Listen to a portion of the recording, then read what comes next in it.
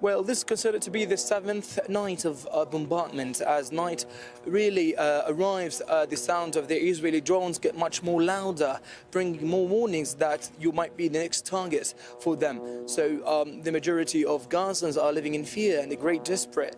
They just are in.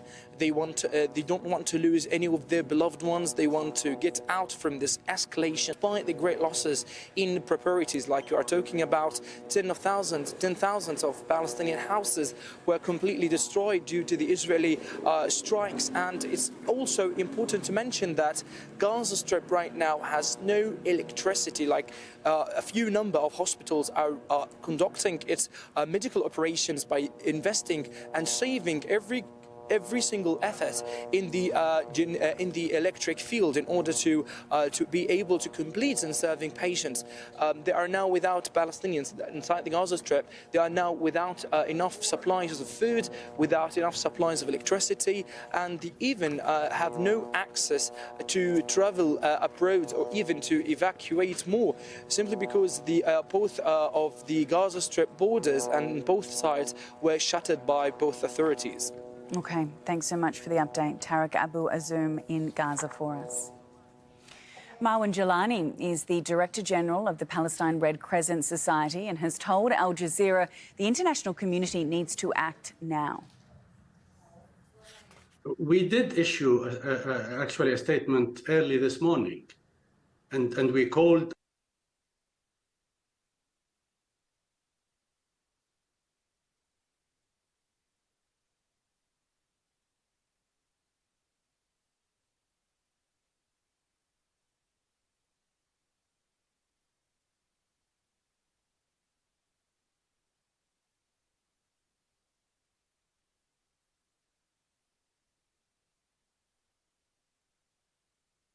upon the international community really to put pressure to rescind this order, because it's unthinkable. It is beyond any belief that this order is coming in the middle of bombardment. As I said, 1 million people are asked to leave without safe corridors, without the capacity to evacuate them, and then not talking about the patients, the wounded, the elderly, the children. It's impossible.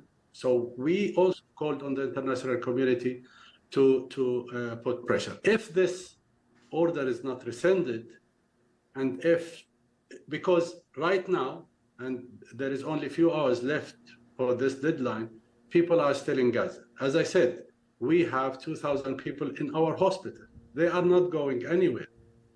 And we are going to stay there with them and with the wounded, because we don't have the capacity to evacuate them or evacuate the wounded. So what will happen? We have said in our statement, this is a humanitarian catastrophe unfolded. I'm not sure what the world leaders are waiting for, what they are doing. They are seeing, they are witnessing a humanitarian catastrophe unfolding.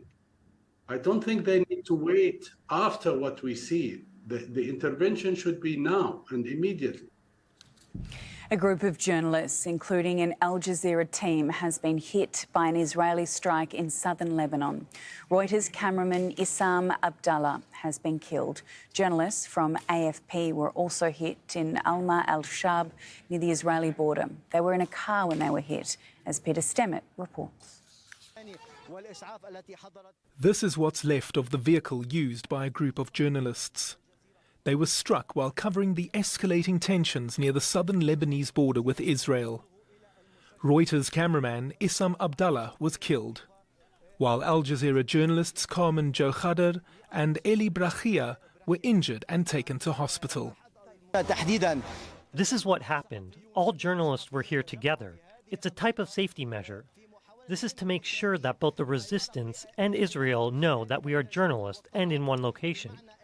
I can clearly say that we, journalists, were targeted on purpose. We were far from the confrontations.